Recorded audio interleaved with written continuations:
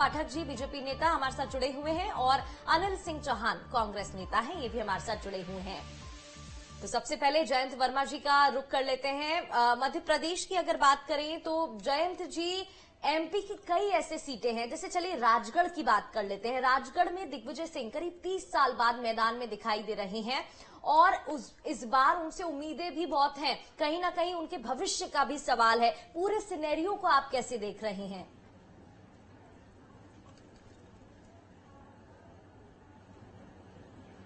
देखिए, राजगढ़ के तो वो पुराने मतलब वहाँ के जमींदार रहे हैं और राजा जी उनको कहते हैं वहाँ पे तो। और उनका वो बड़ा मतलब परंपरागत उनकी वो विधानसभा की सीट रही है।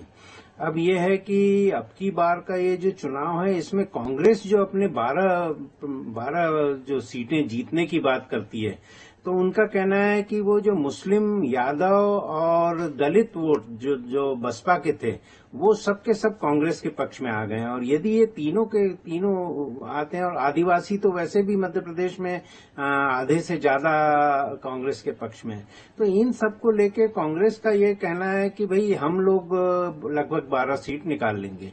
तो राजगढ़ बड़ी कांग्रेस के लिए मजबूत सीट है और कांतिलाल भूरिया जी की भी सीट काफी मजबूत है। इधर गणेश सिंह जो चुनाव हार चुके थे विधानसभा का सतना में, उनको लोकसभा की टिकट दी गई है। फग्गन सिंह कुलस्ते चुनाव हार गए थे, उनको लोकसभा की टिकट दी गई है।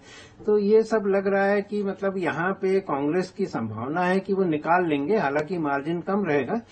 तो ये सारी बातें हैं। लेकिन जयंत जी, अगर 2019 में जरा फ्लैशबैक में मैं ले जाऊं दर्शकों को, तो 2019 में दिग्विजय सिंह भोपाल से चुनाव लड़े थे और साध्वी प्रज्ञा के सामने चुनाव लड़े थे। लेकिन साध्वी प्रज्ञा को लेकर लोग कहते हैं कि साहब हिंदुत्व के बलबूते साध्वी प्रज्ञा जीत गई। हालांकि भले ही वो चुनाव जीतने के बाद जनता के बीच नजर नहीं आई हो और उसका परिणाम है कि बीजेपी ने उनका टिकट भोपाल से काटा। लेकिन दिग्विजय सिंह हारे हुए प्रत्याशी हैं 2019 के। हालांकि बाद में उन्हें राज्यसभा से भेजा गया, वो कहानी दूसरी है। इस बार राजगढ़ उनका क्षेत्र है, वहां के राजा हैं, दिग्गी राजा लोग उन्हें कहते हैं। उनके बेटे वहां से विधायक भी हैं, उनके भाई वहां से विधायक हैं। तो राजगढ़ में माहौल क्या वाकई में पक्ष में है दिग्विजय सिंह के?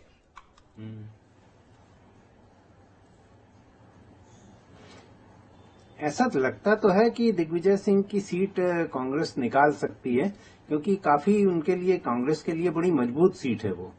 और भोपाल का जहां तक सवाल है, तो उस समय तो एक हिंदुत्व की बड़ी चली थी, राम मंदिर वाली बात थी। अब तो राम मंदिर बन चुका है। और दूसरा ये है कि जो साध्वी प्रज्ञा जो आई थी, वो प्रखर हिंदुत्व वाली मतलब कैंडिडेट थी।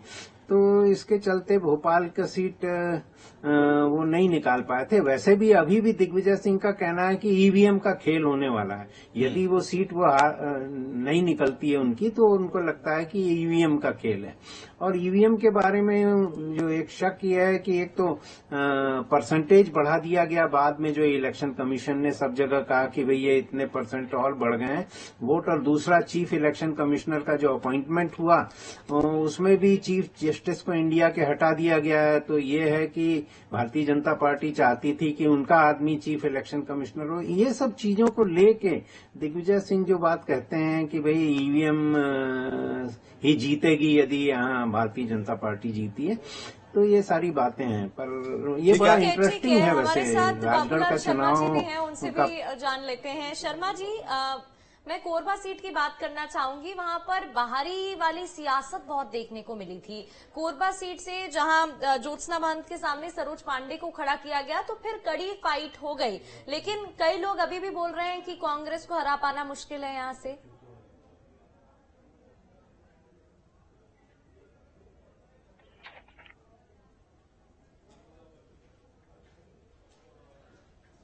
बाबूलाल शर्मा जी, अगर आप तक आवाज पहुंच रही है, चलिए ठीक है, बीजेपी का रुख कर लेते हैं। शिवम।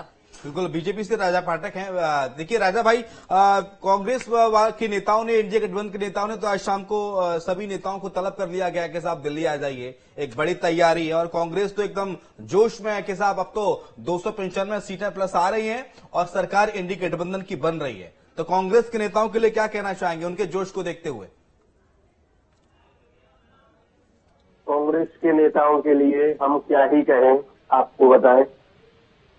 वो एक ऐसी लाइनें हैं, तुम्हारे पांव के नीचे तो कोई जमीन नहीं, कमाल यह है कि फिर भी तुम्हें यकीन नहीं, काउंटिंग में जल्द ही सब सामने आ जाएगा। भारतीय जनता पार्टी बीजेपी का आत्मविश्वास है, सरकार हमारी तीसरी बार बनने जा रही है। ये बीजेपी का आत्मविश्वास है, अति आत्मविश्वास? ये बीजेपी का आत्मविश्वास है, अपनी सेवा पे, समर्पण पे और 5 साल किए गए जनता के बीच में कामों पे जनता का आशीर्वाद हमें मिल रहा है और मिलेगा, पूर्ण विश्वास है। तो मतलब अब की बार 400 पार हो रहा है पक्का 400 पार।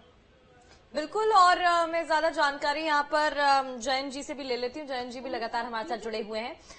जयंत जी, अगर हम बात करें मध्य प्रदेश की, तो जो आंकड़ा निकलकर सामने आ रहा है वो हमने देख लिया, लेकिन देखिए ग्वालियर चंबल अंचल की बात करें, संभाग की बात करें, तो वहां 4 सीटों में से कहा जा रहा है 2 सीटों पर गड़बड़ी हो सकती है और 2 सीटें बीजेपी के पास ही रह सकती हैं। वो 2 सीटें कौन सी होंगी?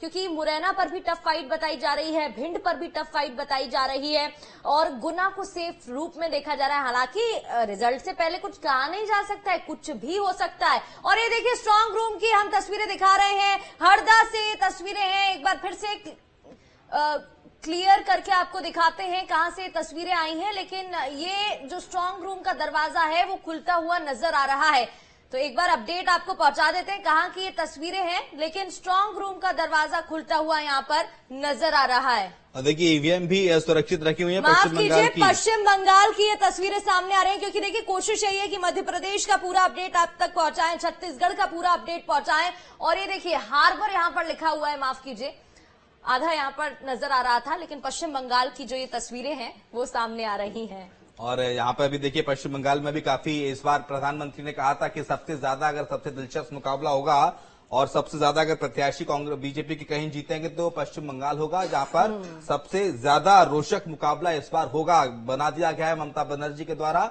और भारतीय जनता पार्टी के द्वारा। लेकिन अनिल सिंह चौहान साहब, क्या लग रहा है मध्य प्रदेश में इस बार? क्योंकि जो बात जीतू पटवारी ने कही थी कि कांग्रेस पार्टी के जो नेता है वो दहाई का आंकड़ा प्रत्याशी छू जाएंगे और जो एक में सिमट गए थे, इकाई में सिमट गए थे 2019 में, वो इकाई से अब दहाई में तब्दील हो गया। और जीतू पटवारी के नेतृत्व के आने के बाद जो कमलनाथ का नेतृत्व था, जो नया नेतृत्व मिला है, क्या उसका फायदा